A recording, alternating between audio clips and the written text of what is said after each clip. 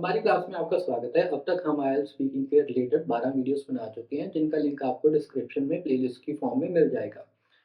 आज की इस वीडियो में हम सीखेंगे पार्ट 1 की रिस्पॉन्स टेक्निक्स के बारे में। रिस्पॉन्स टेक्निक से हमारा क्या मतलब है कि पार्ट 1 के जो क्वेश्चंस हैं, उनको आप कैसे आंसर कर सकते हो अच्छे से।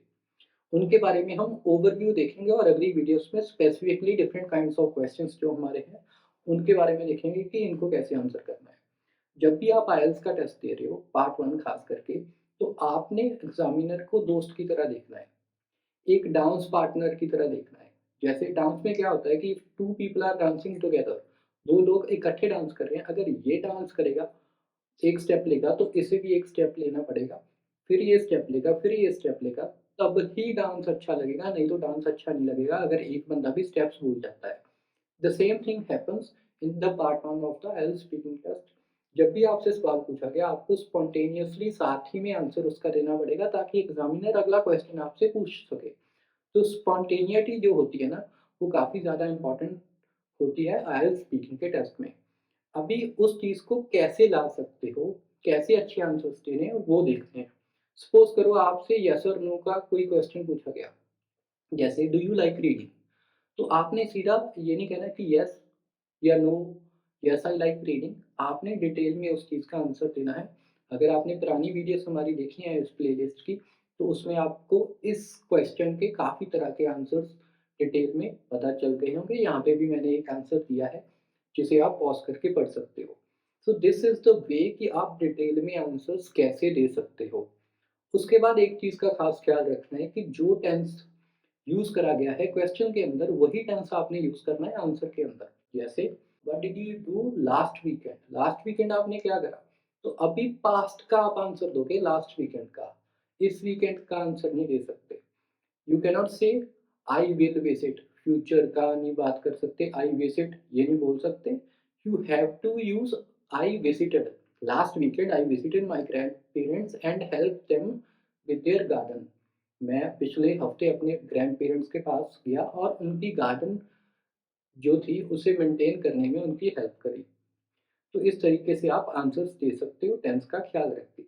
अगली चीज़ है कि follow up explanation. Follow up explanations का मतलब क्या होता है कि जब भी आपसे कोई सवाल पूछा गया, तो सिर्फ आंसर नहीं देना, उसकी एक्सप्लेनेशन फॉलो अप भी उसे करना है डिटेल में। तो वो कैसे कर सकते हैं कि हर आंसर को एक छोटी-सी स्टोरी की तरह देखो। छोटी-सी स्टोरी की तरह अगर आप देखोगे तो उसमें क्या होगा?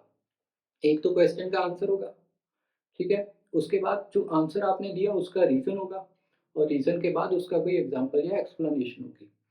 जैसे अगर आपसे पूछा जाता है, do you prefer reading books और वॉचिंग मूवीज़? तो आपने जो आंसर देना है, पहले तो वो दे देना है कि आपको बुक्स पसंद है या मूवीज़। तो पहले आप बोलोगे I generally prefer reading books. मुझे आमतौर पर बुक्स पढ़ना ज़्यादा पसंद है। क्यों पसंद है? Because they allow me to use my imagination मोर।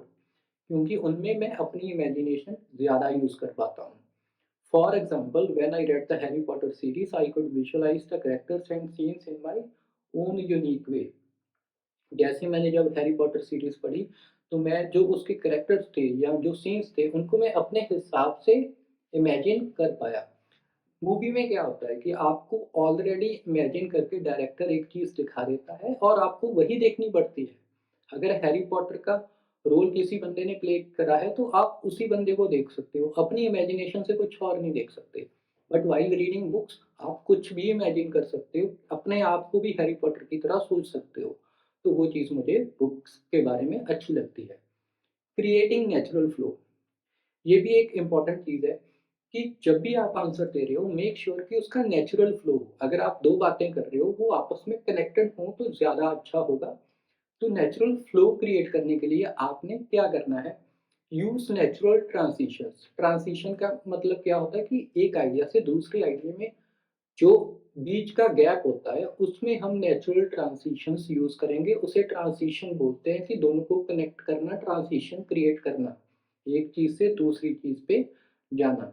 तो इसके कुछ एग्ज़ाम्पल्स हम देखते हैं कि कैसे कर सकते हैं। जैसे स्पीकिंग ऑफ मूवीज़, सपोज़ करो हमारा जो लास्ट क्वेश्चन था, उसके बाद अगला क्वेश्चन आपसे पूछा गया, but do you like to watch movies too? Books पढ़ना तो आपको पसंद है, पर क्या आपको मूवीज़ देखना भी पसंद है? तो अभी you can answer it like this, yes I like watching movies. पर इससे बेटर आंसर क्या हो सकता है कि speaking of movies, yes I like watching movies. अभी स्पीकिंग ऑफ मूवीज क्यों यूज करा मैंने? क्योंकि पिछला जो आंसर था वो रीडिंग बुक्स के बारे में था। अभी अगला जो क्वेश्चन पूछा गया वो एक तरह से एक्सटेंशन होगी पिछले आंसर की। पिछले आंसर से आगे आप शुरू कर रहे हो वहीं से। तो वो चीज़ बहुत अच्छी हो जाती है कि आपसे एक क्वेश्चन पूछा गया, अभी आपसे दूसरा क्वेश्चन पूछा गया और आपने दोनों के आंसर्स को किसी तरीके से लिंक कर दिया। तो वो अगर आप कर पाते हो that is a beautiful thing in English. और उसके आपको एक्स्ट्रा बैंड्स मिल सकते हैं कि रीडिंग से ख़त्म करा, मूवी से शुरू कर दिया। इसके अलावा दैट रिमाइंड्स मी, अगर कोई सवाल आपसे पूछा गया तो आपको कुछ याद आ गया, तो वो स्टोरी सुनाने से पहले आप कह सकते हो कि दैट रिमाइंड्स मी, ये चीज़ मुझे रिमाइंड करवाती है इस चीज़ की, और फिर उस चीज़ के बारे में आप बता सकते हो। एक्चुअली आप यूज़ कर सकते हो। अभी एक्चुअली यूज़ तो आप कर सकते हो, बट मैंने ये चीज़ नोटिस करी है मेरे स्टूडेंट्स में भी कि जो स्टूडेंट्स एक्चुअली या वेल जैसे वर्ड्स का यूज़ करते हैं, वो हर आंसर से पहले एक्चुअली या वेल वर्ड यूज़ करने लग जाते हैं। तो अगर आप उन स्टूडेंट्स में से एक हो, आई वुड एडवाइस यू कि एक्चुअली और वेल का बिल्कुल यूज़ मत करो। क्यों? क्योंकि अगर उनका यूज़ आप बिल्कुल बंद कर देते हो और गलती से 1-2 बार एक्चुअली या वेल यूज़ कर लेते हो, तो वो सुनने में अच्छा लगेगा, नॉर्मल लगेगा। ऐज़ अपोज़्ड टू हर आंसर से पहले आप एक्चुअली या वेल यूज़ करो। उसके बाद अगर आपने अपना पर्सनल ओपिनियन देना है, अपने पर्सनल विचार देने हैं, in that case you can use words like to be honest, in my experience, I have found that. तो ये यूज़ करके आप पर्सनल ओपिनियन दे सकते हो। Add relevant details, flow create करने के लिए एक और इम्पॉर्टेंट चीज़ होती है कि डिटेल में आंसर देना, वो हम पहले ही देख चुके हैं, बट फिर भी एक एग्जांपल जो what's your home town like का आंसर है वो मैं यहाँ पे डाल रहा हूँ, आप वीडियो पॉज करके उसे पढ़ सकते हो। The last and very important thing that we need to talk about is handling difficult questions. Handling difficult questions का मतलब क्या होता है कि कई बार आपको ऐसे सवाल आ जाते हैं जिनका आपसे कोई लेना देना ही नहीं होता और आपको समझ नहीं आता कि इनका आंसर कैसे किया जाए। इन that case what you can do is be very honest. पहले तो ऑनेस्ट होके आंसर दो, अगर नहीं पता तो बोल दो कि नहीं पता भाई, ठीक है? ऑनेस्टी दिखाओ, उसके रिलेटेड एक्सपीरियंसेस अगर हैं फिर भी कोई, उनके बारे में बात करो और क्वेश्चन के आंसर को उस तरफ ले जाओ जिस तरफ आपको जानकारी है। For example, do you enjoy winter sports? अगर इंडिया में कोई कोई रह रहा है और ख़ास करके उन एरियाज़ में रह रहा है जहाँ पे विंटर में ज़्यादा ठंड नहीं होती और बर्फ़ नहीं पड़ती, क्योंकि विंटर स्पोर्ट्स जो होते हैं वो सिर्फ़ बर्फ़ के ऊपर खेले जा सकते हैं। तो अगर आपके यहाँ बर्फ़ ही नहीं पड़ती तो आप इन that case you cannot experience winter sports, ठीक है? तो आप क्या करोगे, क्या आंसर दोगे? You can answer something like while I haven't had much experience with winter sports. अभी बर्फ नहीं पड़ती तो मेरा एक्सपीरियंस है ही नहीं विंटर स्पोर्ट्स के साथ। Because I am from a tropical country, I am very interested in learning to ski someday. I do enjoy watching winter sports during the Olympics.